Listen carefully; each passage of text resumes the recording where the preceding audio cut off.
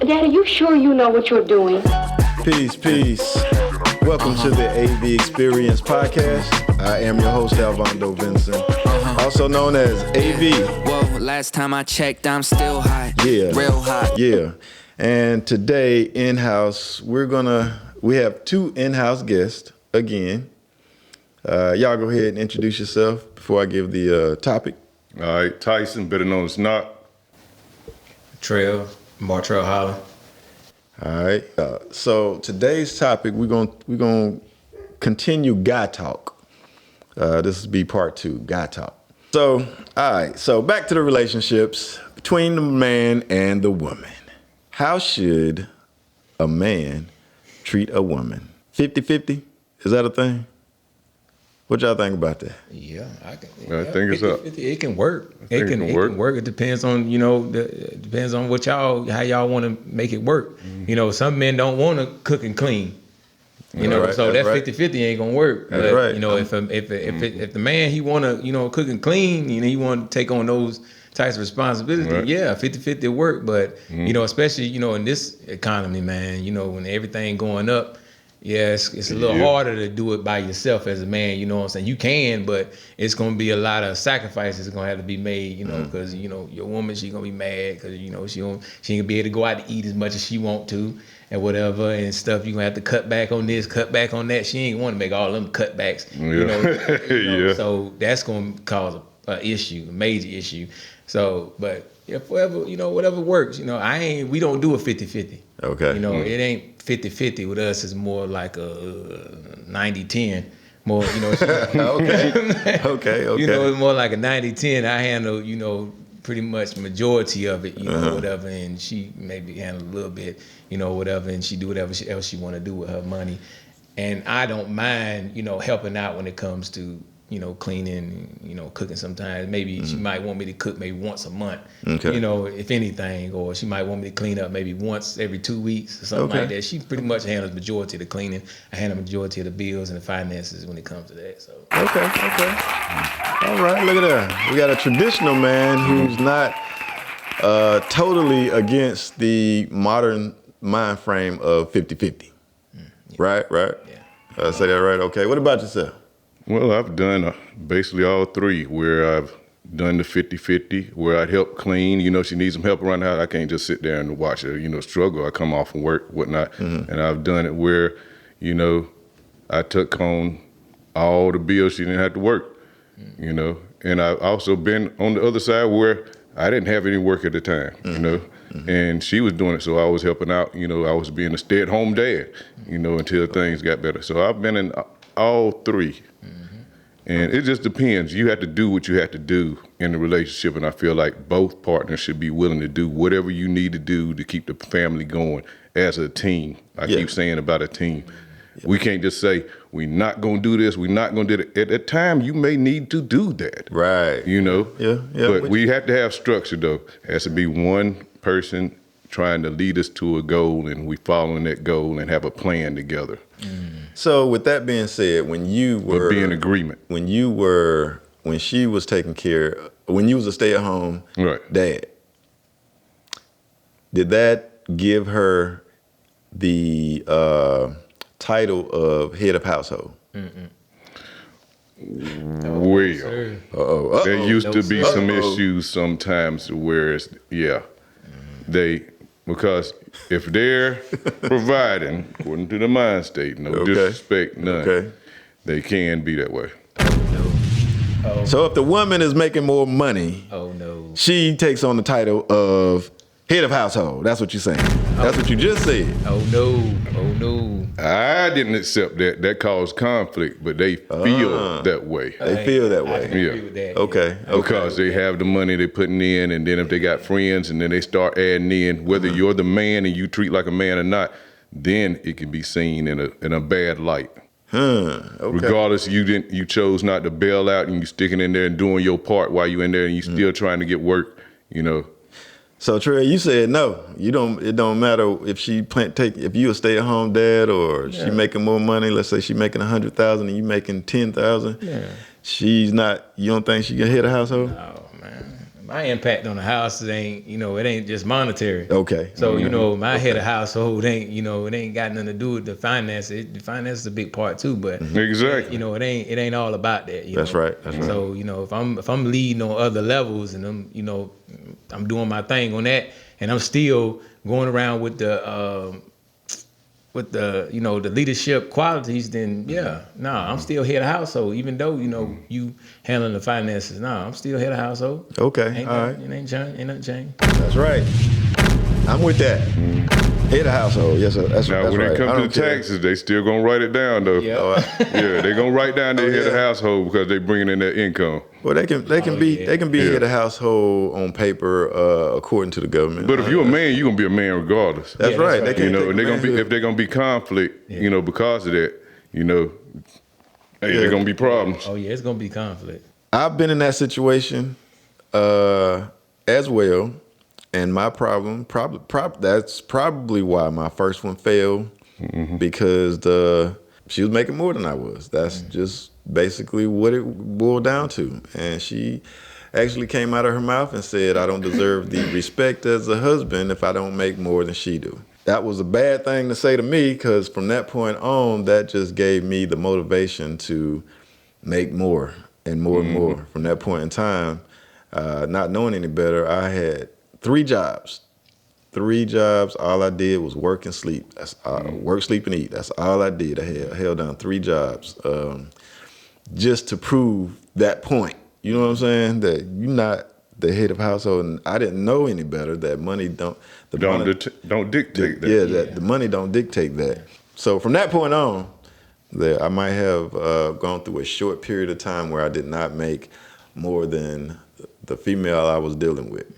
But I learned that, like I said, money didn't make you head of household. Right. And so once I decided that, I'm always going to be the head of household, no matter where I am, no matter what relationship I'm in. Exactly. And the female, she is either going to agree with it, or not. we ain't gonna be together. Exactly. She ain't the one for me. Exactly. That's just me. That's me too.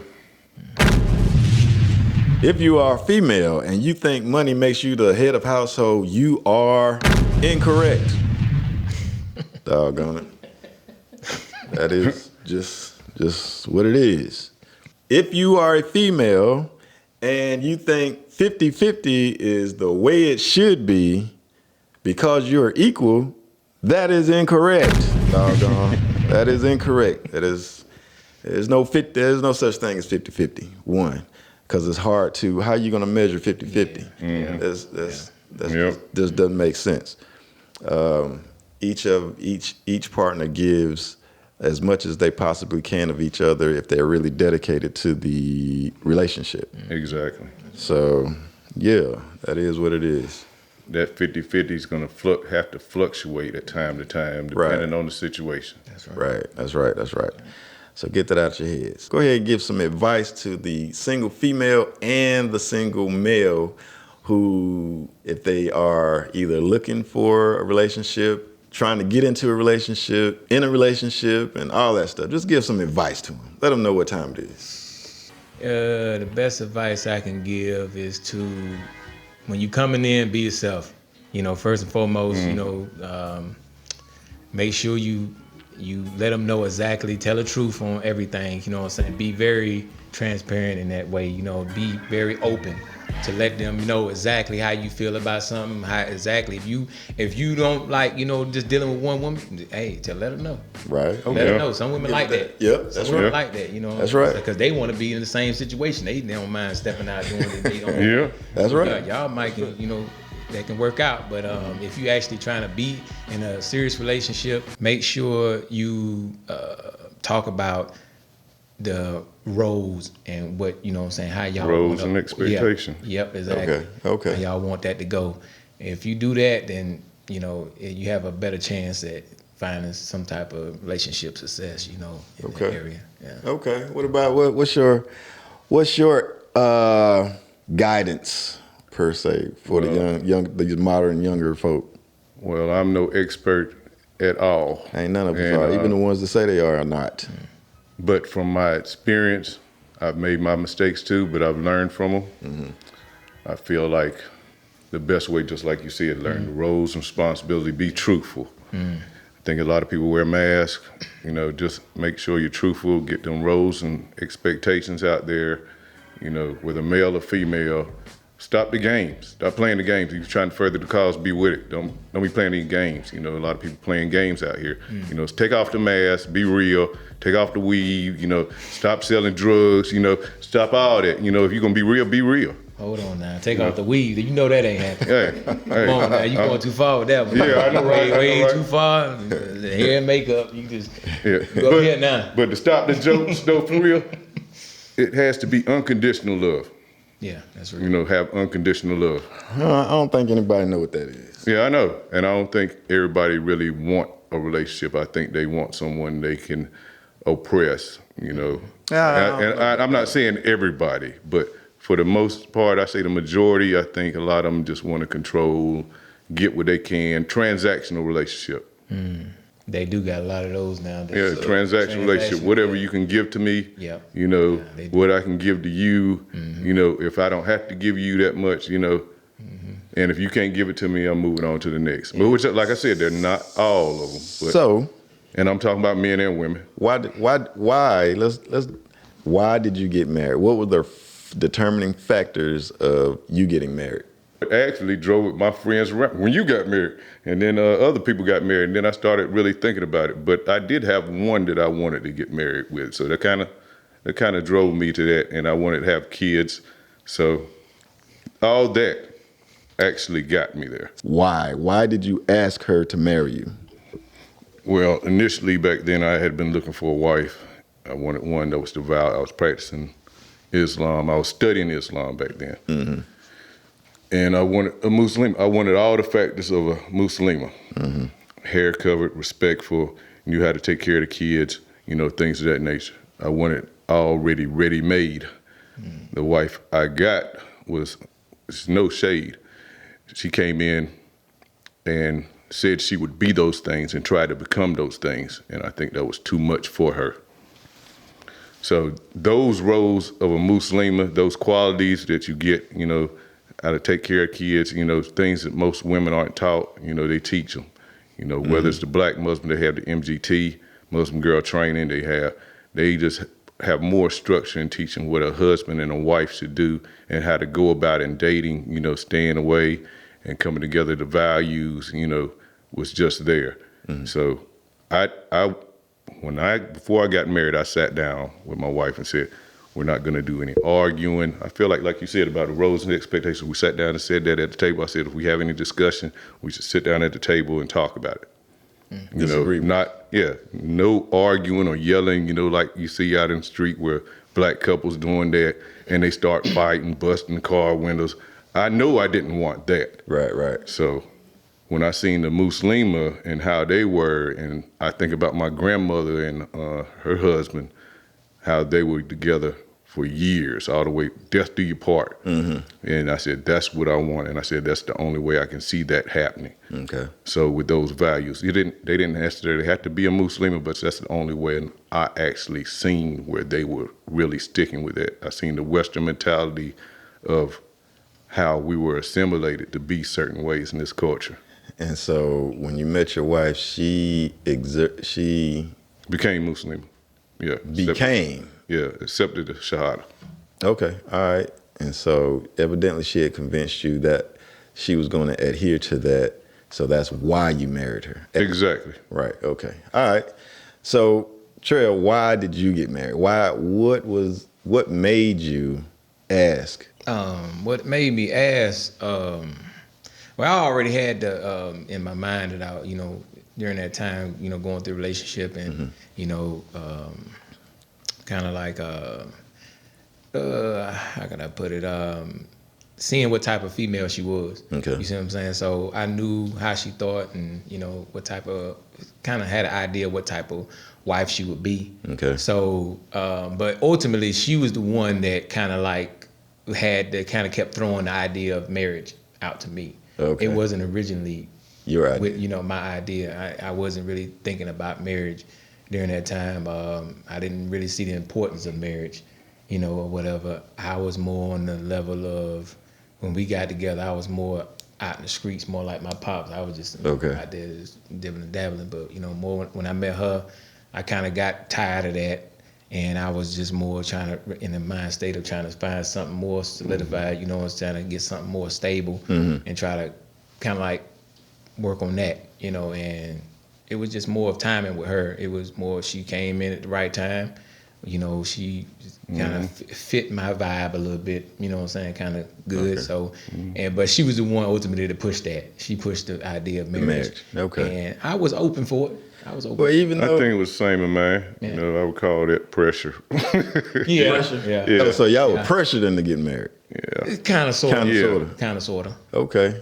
All right. You know, they kind of grow up to, not groomed to be wives, not all of them, but I think they kind of groomed to want to be married. Yeah. I've done it twice. The first time was pretty much pressure, but at the exact same time that I understood what I wanted, and just so happened what I was seeing, which was a different culture. I was seeing that culture was marriage material. You know what I'm saying? Early. This was early. The way that we were looking for a traditional wife and all that stuff, that culture kind of promoted that. Even though I was in the street, I still could see what I wanted. And so that's, you know, pretty much that was my thing. Yeah, I thought I was in love, but it wasn't it. So that was done. The second one, I still wanted that same thing. And I saw that in my wife before we got married. Just so happened when me and my wife got together, I was already in the mind frame of I wanted to be a husband. I don't know how you would say it, but I was already looking to get married because I didn't know. I didn't want to die alone, basically. You know what I'm saying? Yeah. I wanted a companion. Yeah. It didn't necessarily. You was in the husband mind state. You was already building yourself to it. Yeah, and I wasn't necessarily looking for love. I was looking for a companion, somebody that was accepting, accepting of me. Because at that, a couple of years prior to meeting my wife, I had already got myself together. Just few years. I think it was 3 years I got myself together, got my mind set to in that husband mode, I guess you could say. I was getting my stuff together. I got my stuff together. And so I got into that husband mind frame. So I was looking for a wife. In the process of elimination, my wife stuck with me at my lowest times. She accepted me for me and who I was. At that time, even though I got myself together financially, I wasn't together mentally all the way. Yeah, I still had some growing to do, and she stuck with me. So that is why I asked her. I mean, she wasn't pressuring me to marry her. She didn't ask for a ring because before we got married, I explained to her, I ain't too fond of getting married because I ain't want the government in my business. I don't need the state in my business. We don't need a ring to be married. Big ups to Method Man and Mary J. We don't need a ring. You don't need the ring to be my wife.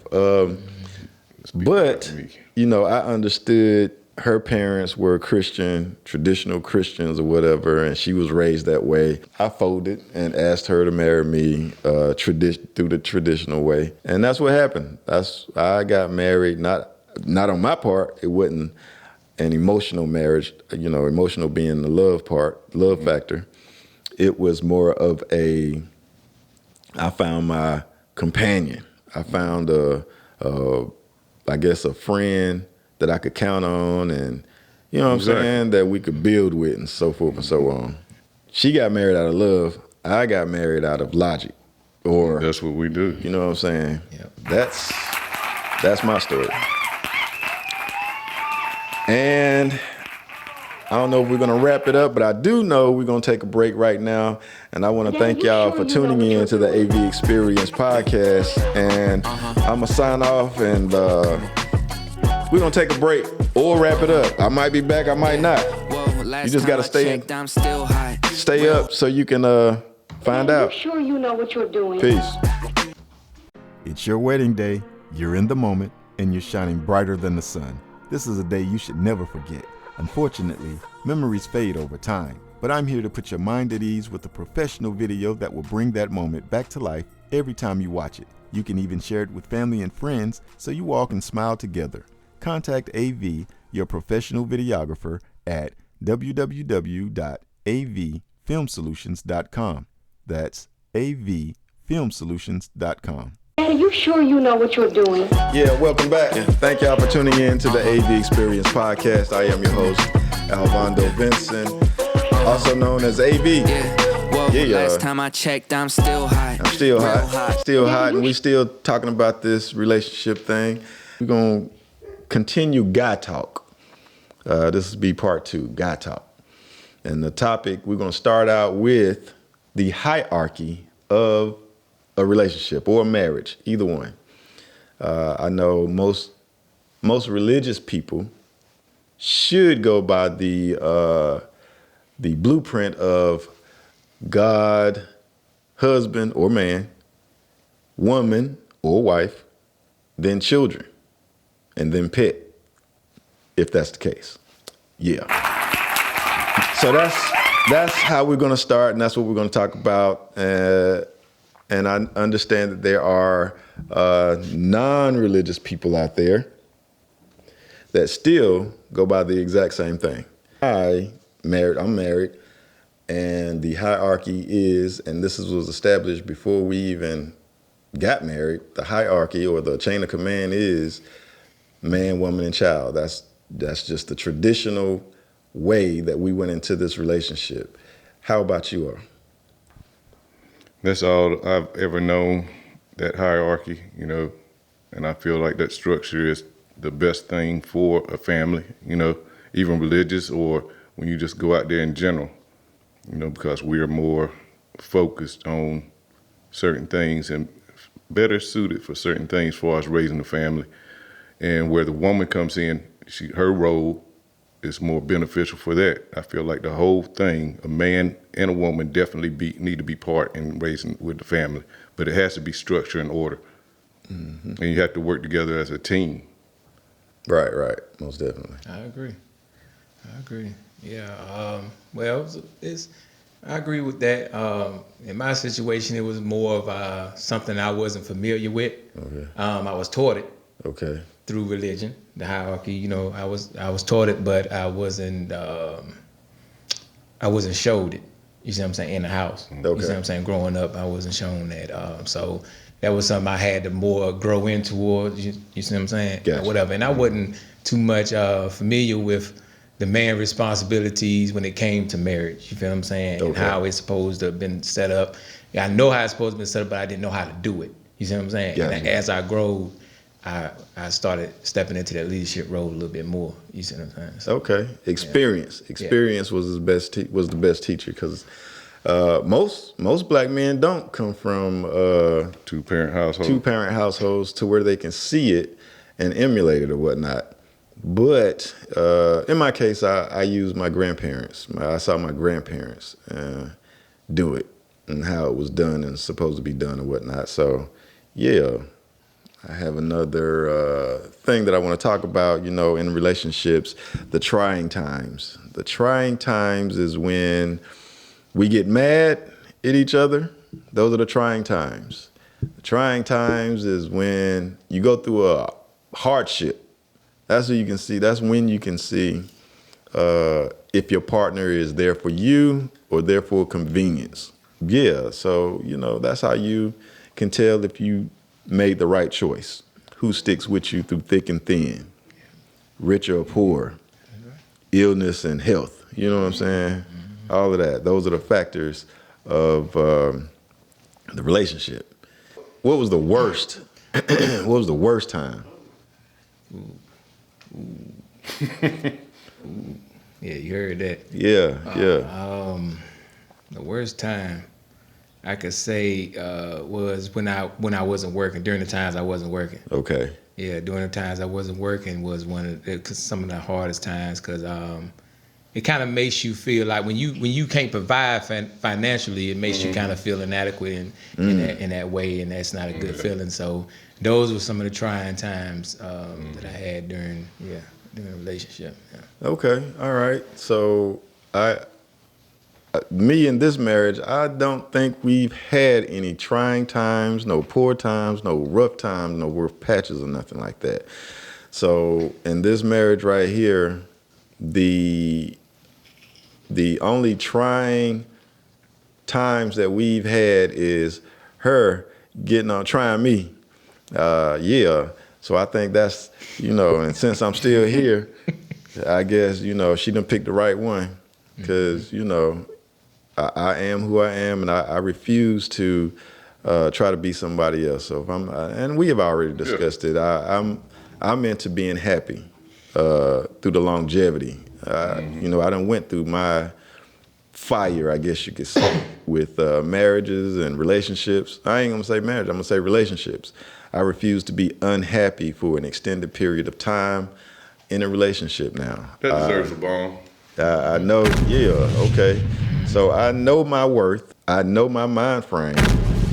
I know that I'm worthy. You know what I'm saying? I know this.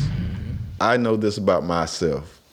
Okay. You're not willing to try to understand, their point of view on things, then you can be stuck because you're just looking at it from your point of view, and you're not being, you're not looking at that. You know what I'm saying? You're not from their perspective. Yeah, Okay. you're not looking at it, and that's very important, because if you don't do that, then you're gonna be sitting there like, I ain't doing nothing. I ain't did this. I ain't did that. She like, I'm tired. Yeah, you running around a 50-50 relationship, and you don't understand she tired.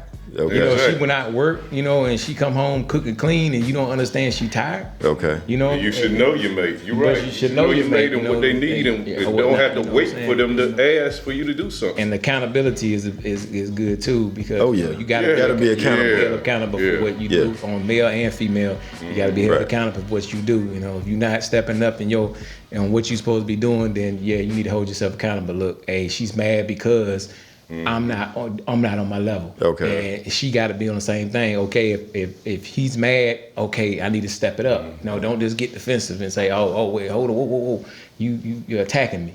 So that's what I notice as men. We usually see the unaccountable. We don't get to tell our view. We don't get to tell our story, our pain, because we're men, so they feel like we don't have feelings. So that we listen to their story and they don't want to hear ours. Okay. So, I'm one of those traditional men now. I've been a traditional man for a long time now. So, I think if the woman, in my situation, this is my situation. I think that there's no such thing as 50-50. I also think that if I'm leading us down the right direction, then feelings are not really a part of my leading. I don't really take your feelings into consideration. I do what I think is best, you know what I'm saying, in leading. And sometimes I know my wife has kind of turned me on into being considerate of her feelings and stuff. So I have watered down the way I talk pretty much. I used to be, direct, blunt. I didn't care about what you thought about what I said or your feelings. It just wasn't me. So emotional intelligence. I didn't operate off emotions other than anger. I didn't operate. I just didn't operate like that. So anyway, when I lead, I done forgot my own question. Yeah, you should lead out of logic, not emotions. Yeah. In dealing with your partner, you have to understand they're your partner. Yeah, okay, I'm gonna address your feelings, but this is the best thing for my family. And if there's an issue on how they're dealing with you, whether you're emotional or not, you can tell them about that as well. Like something that's your boundaries, for instance. Boundaries, okay. Anyway, if my wife go to work and come home and neglect her duties, then I'm gonna say something. Those are my boundaries. Exactly. I got to say something. And if it becomes too much of a problem, you're gonna have to stop. She's gonna have to quit working. You know what I'm saying? I think that the woman, well, I think both parties should put the family first, and everything else comes afterwards. Even, you know what I'm saying, I wouldn't work on a job that where I'm mistreated or, you know, disrespected, or, you know what I'm saying, I couldn't do that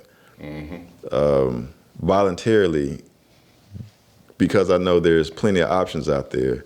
And that again goes to the financial freedom of starting your own business and working for yourself. That way I took myself out of that arena. So, you know, I don't have to deal with that anymore. So yeah, we have duties. I have a duty and my wife has a duty. And if anything comes before those duties, we got a problem. Exactly. Yeah. So you're not gonna jump up for the 9 to 5 whenever they call, and can't jump up for me. That just ain't right. Because that's been the job over, like you was talking about the hierarchy. Yeah. The job is over the man, or God. Yeah. And so that just can't, that should not be. I don't care how much money you're making. Exactly. So my thing about the black women, why y'all gotta be so combative? If you got a good leader, and you know he's good because you chose to be with him. If you have a good leader, why do you have to be so combative, so hard to get along with, so hard to convince, so just why can't you just go along with what we say? As black men, as black leaders of the household, of the family, of the relationship. That's all you got to do. That's all most men are really simple creatures. We don't ask for much. At least I don't. I don't ask for much. What about y'all? Respect. Yeah. That's about it. Yeah. And yeah, respect. That's it.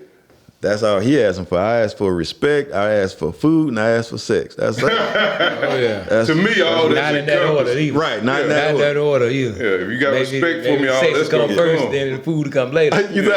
Sometimes it goes like that. Respect, sex, and food. Yeah. Exactly. If you respect me, I'm gonna get all of that. Yeah. But sometimes it seems that But like they respect the job over you. Or respect other people's opinion over your opinion. Exactly. Oh man. Or respect. You be done said the same thing, and they come back telling you what they said like it's value now. Yeah. Right. But you said the same thing. Yeah. You don't hold that value. Exactly. Yeah. Yep. Yeah. So I would love to hear from black women or women, period. I would love to hear from y'all on that. Why? What's the reason? What's the reasoning? You done chose this man to lead you. Hopefully you chose him to lead you in some aspect of life. But why do you got to make it so hard? Why do you have to make it so difficult for him? And these are the ones,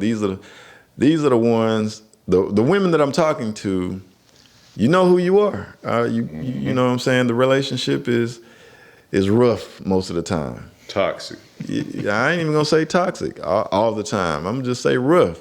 He has to sit out in the car before he come in the house when he get off work. Or he enjoys his alone time. He would rather go hang with the fellas than to be hugged up with you most of the time. Job a long time. Yeah, doing overtime all the time, just so he ain't got to come home and listen to or deal with or handle your attitude or your, nagging or, coming home to absolutely nothing. You ain't done nothing. You ain't cooked. You ain't cleaned. You ain't, you know what I'm saying? You're not handling your business. Why? Why is that? And that is the question. I guess we're going to end it up, and I'm going to end it up with that question. And so I guess my next guest, hopefully, will be some women. And we can sit down and y'all can answer that. Yeah. These married women, these women that's in relationships, I want to talk to y'all. I want to hear y'all. I want to understand why you are so difficult. Did you come from a single parent household? And if it was a single parent, was it the mother or the father? Yeah, I came from a single parent household. It was the mother. Okay. She was the single parent. My father was there, but he was in and out. Okay. From what I can remember. So my mother my pops, you know, what you would say, he was a Rolling Stone, I guess. Okay. You know, he was like, you know, he was a ladies' man, so you know, he was in and out the home. So you know, I don't got too many memories of him, but the memories I did have of when he used to come around, he wasn't the father, you know what I'm saying? He wasn't that. He was more, I guess he was more worried about going out and getting back in the streets, I guess, you know. But Okay. when he was there, he was more the fun parent. He was bringing, you know, we had to, you know, bring the peace in there, Okay. you know, bring the movies and stuff like that. You know, we didn't get that from my mother because she was more worried about going out working, providing, you know, the income and stuff like that and paying bills and making sure we was taken care of. So she was more of the, I would guess you would say the man, the father. She put on more of that father image than my father did. You see what I'm saying? Oh, I wouldn't say that. No, I wouldn't say she took on the father image. I would say she stepped up and was more solid as a female.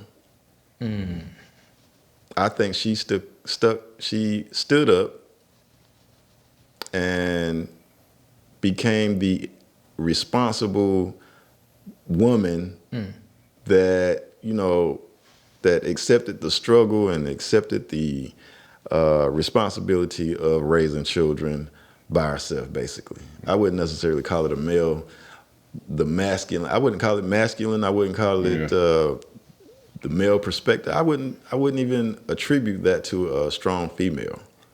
Notice how I didn't say strong independent female, just a strong female. All right. Strong, a mama.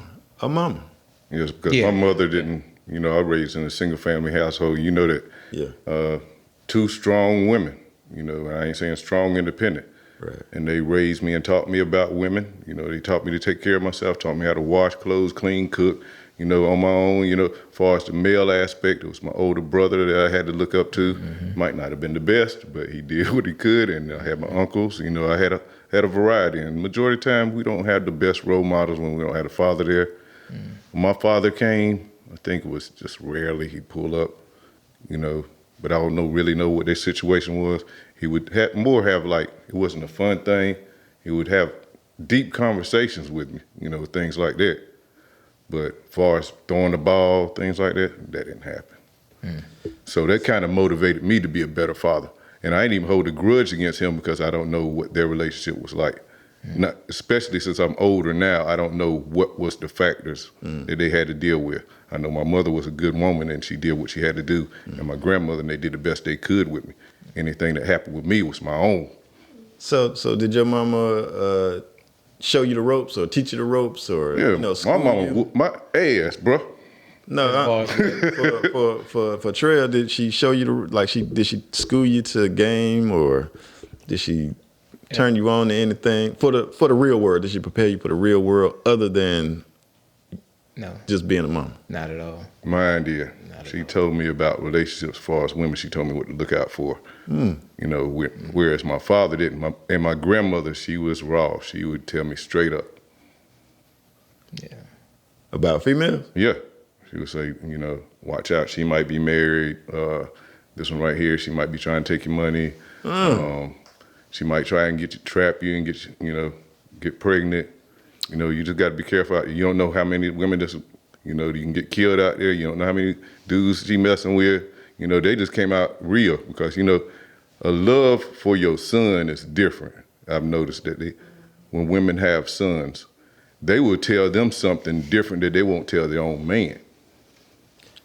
And they will think that's the way it should and be. they will want for them, you know, what that same love on a different plane, you know, should be the same way.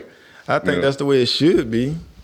I do. You know, hindsight being 20/20 and being grown, I think that's the way it should be. I think the older women, the mothers, should school their sons on other female game. You know what I'm saying? Yeah. Because they shouldn't want what's going on out there with the men or the men that some of them deal with to be happening to their sons. Right. You know, if they love them, they know they don't want that to happen to them.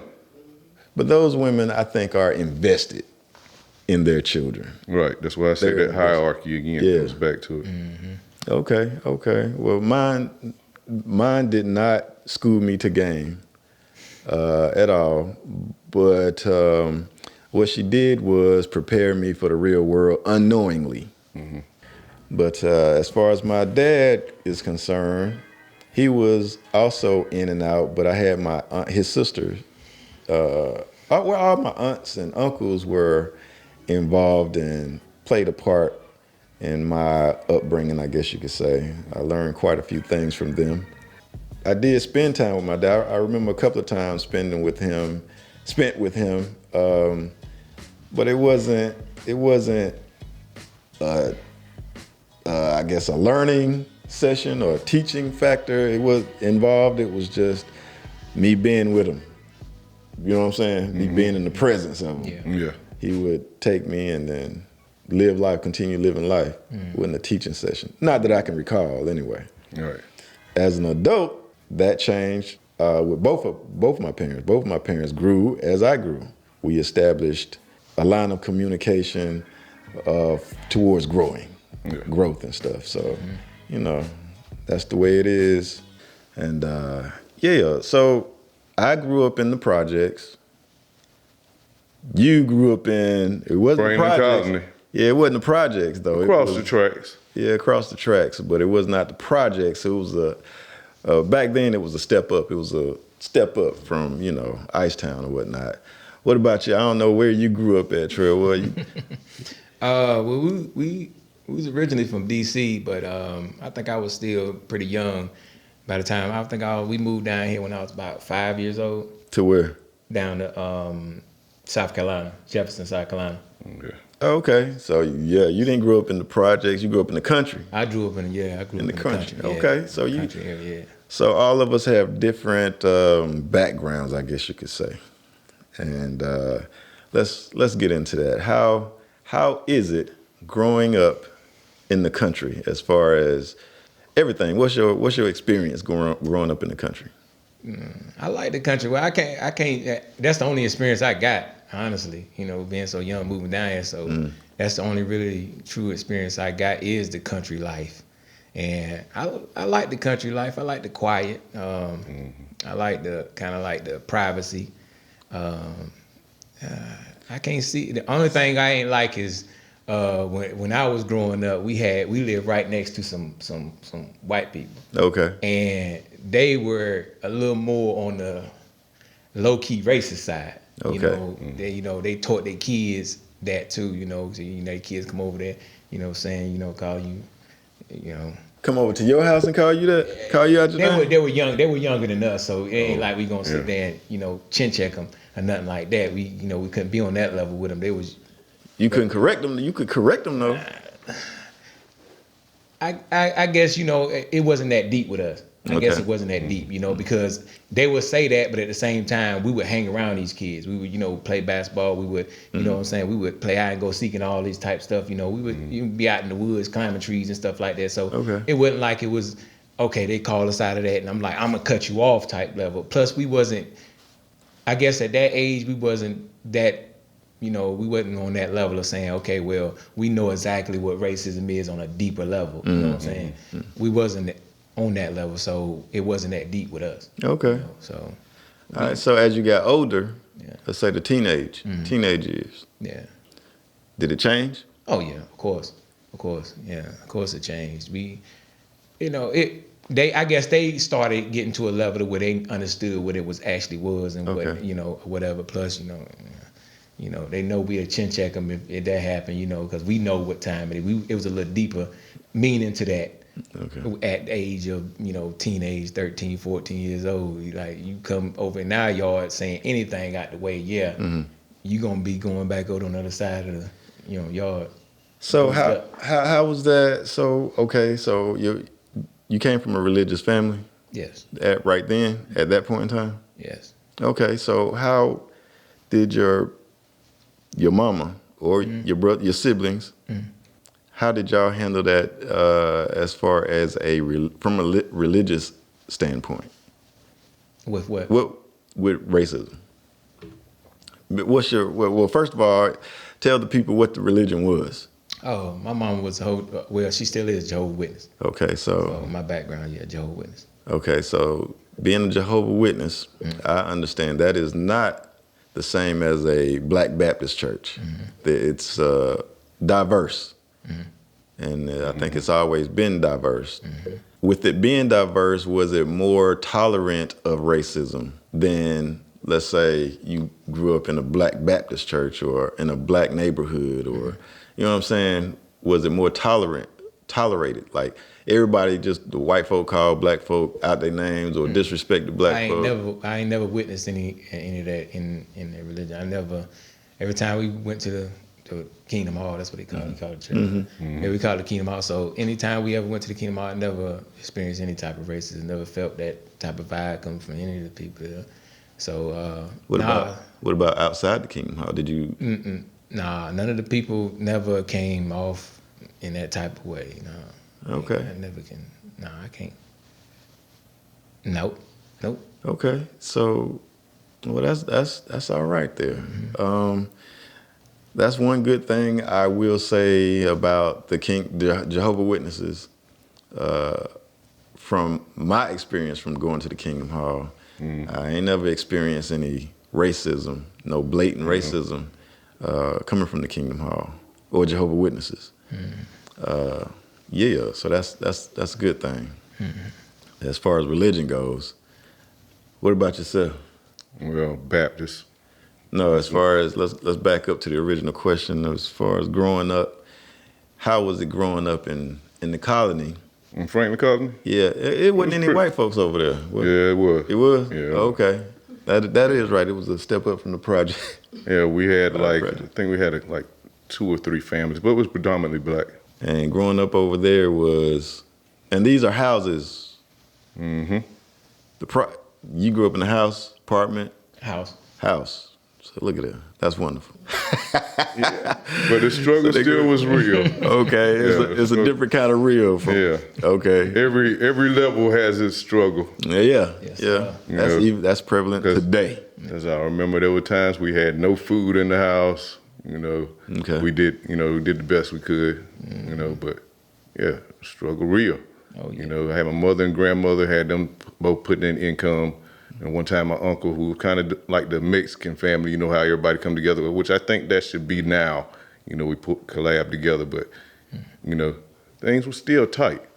Okay. Yeah. But you didn't have any, like was there any fighting and racism with the white neighbors or whatnot? It was mainly more fighting amongst us, our own people, But I can't really say it's, to me it seemed normal, kids fighting amongst each other, the bullies, stuff of that nature, you know. But as far as only one situation, I think one white guy, he walking down the train tracks, started throwing rocks at the dog, said some racial slur, but yeah, and I dropped him, you already know how I was back then. Okay. And, but I say the biggest thing over there, we never really had no issues like that, it didn't happen, Like I said before, I grew up in the projects, Ice Morley to be exact. So growing up, it was 98, I'm gonna say 98% Black. 99, might have been 99, Black. And it was a project mentality. So I seen fighting, I seen stabbings, shootings, seen all of that. But, hindsight being, and as a child, growing up over there, I was involved in the fights and whatnot. I think I got I was given my first 45, I remember. It was my first 45. I was about 16, I think. I was a part of it, part of the problem. I remember some stuff that I got into, like I stiffed a crackhead. I remember that one incident with crackhead, and I was young. I was like I had to be about 16, and I was on the block at night, and this white dude, big white dude, grown man, had facial hair and everything, rolled up to me because I had long hair and I looked like I belonged on the block. But he rolled up to me and asked me for something. I said, and mind you, I don't know what a crack rock looked like or anything. And he rolled up and asked me for something. I said, yeah, give me the money. And he was kind of hesitant. And I said, nah, you got to give me the money first, and I go in there and get what you got and come back out. He gave me the money, and I cut back around the apartment and ran across the field. Never seen again. Never seen him again. Never, you know what I'm saying? It is what it is. I think I vaguely remember that. That was my lick. That was, that was me being. Yeah, you didn't get in too much trouble though. Yeah, I sure did. That was me. I did not get in trouble. Which is good. I didn't get caught. I didn't get caught. That's what it was. I was that nice with it. Yeah. No, Jackie had you right. Yeah. She put the smack down on me pretty good. So, everybody was tight on me. I was just who I was. Growing up in the projects, you either become a victim of your environment or you excel over your environment. You succeed over your environment, is my experience anyway. And plus, I also have the mentality of not going back to the projects, not being able to, I refuse to. So that's why I invest in multiple streams of income, trading. I used to trade. I'm into affiliate marketing now. I sell domain names. I produce. I have my own business. I produce movies. I do weddings, events, and whatnot. So I refuse to rely on one income because I refuse to go back to where I came from. And yeah, that's just my mentality right now. And thank you again for tuning in to the AV Experience podcast. Daddy, you sure you know what you're doing? That's what we're doing over here.